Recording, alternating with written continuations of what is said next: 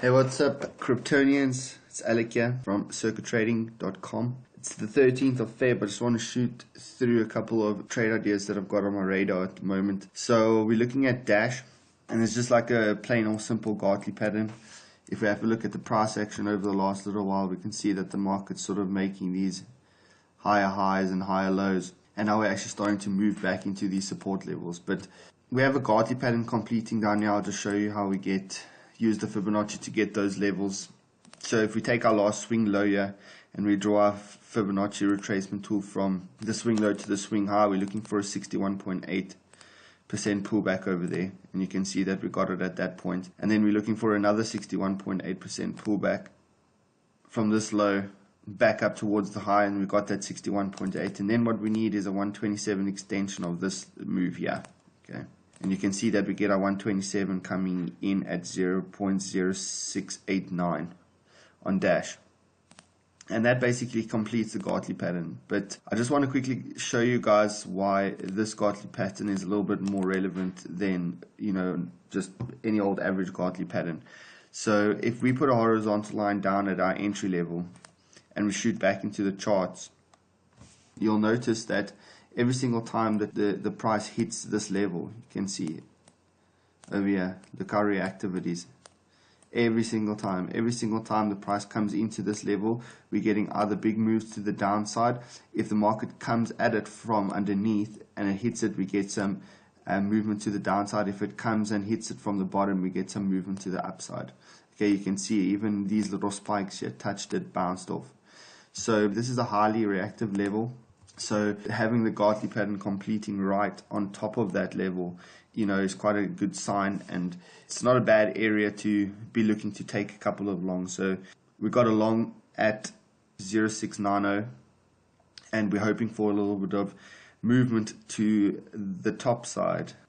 So yeah, I thought I'd just quickly shoot that through to you guys, and that's Dash. Okay, so next is ADX. You can see ADX has also been putting in the series of higher highs and higher lows. We've broken nicely above that high. We've broken nicely above this high over here. So we might be in some bullish rotation at the moment. So we need to start looking to maybe capitalize on any bullish price action. And if you look at the 1 hour, you'll see a cipher pattern setting up over here. And the first criteria we need for the cipher pattern is to get that 382 retracement. Take that, put the 382 on. You can see that the market came down and tagged our 382. Then we need a 127 extension of this leg as well. Get our 127 extension, and we cannot exceed that 1618. Okay, and once we got that, the market starts coming back down, the price starts falling back down towards the lows, and then we need a 786 as a completion point of this entire move. So if we take away the 382, put in 786, and you can see that the price is almost right on it now. It just needs to move down a little bit lower to get us in there, and that'll be the completion of the cipher pattern if you want to just draw it in to make it look fancy. There we go, there's a cipher pattern.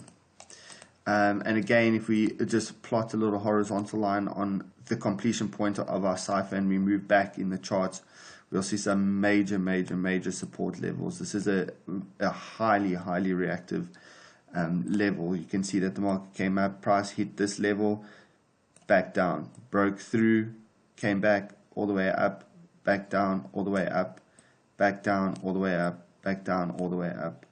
And you can see that there's been a couple of gyrations recently, but this is an extremely reactive level. So if the price does fall back and get us triggered in at around 14,000 satoshis, then we'll definitely be looking to take a long position over here and see if how far we can ride this market out. So yeah, that's basically the two trades on our radar. Unfortunately, we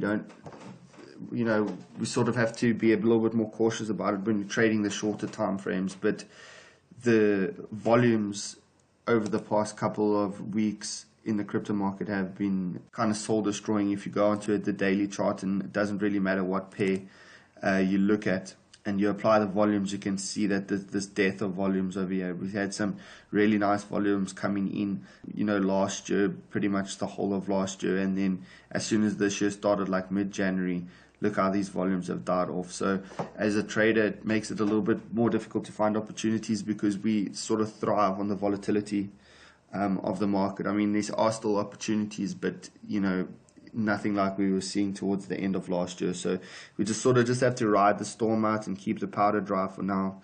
Look for the sort of intraday opportunities to see if we can get a couple of spikes in the market, and just wait for the volatility to come back, and hopefully it doesn't stay away for too long. And then lastly, I just want to update you on the Stratis trade. You can see in the previous video we located these support levels down here, and the price had come into it, and you can see that we had a nice little pop out of it, and then we've just come back and we've retested it, and we're finding support back down on that level again. So that's a really, really good sign. If we can get a break of this high over here, I think we're going to start seeing some some pretty decent price action moving back up, maybe towards these levels here, and then see a little bit of a sell-off, and then maybe even explosion much higher. So Stratis is holding those support levels, which is a very good sign. So we'll just be sitting on this one, but unfortunately, because if you go back onto the daily chart and you see these volumes as well, you'll see that these volumes have just died off completely as well. So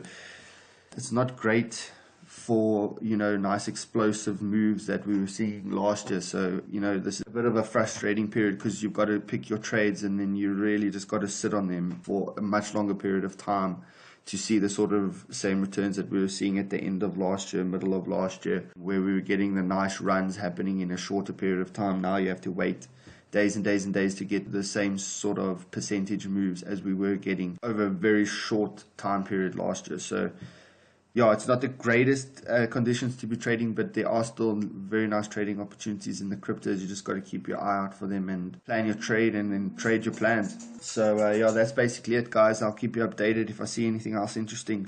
Hope you guys have a good one.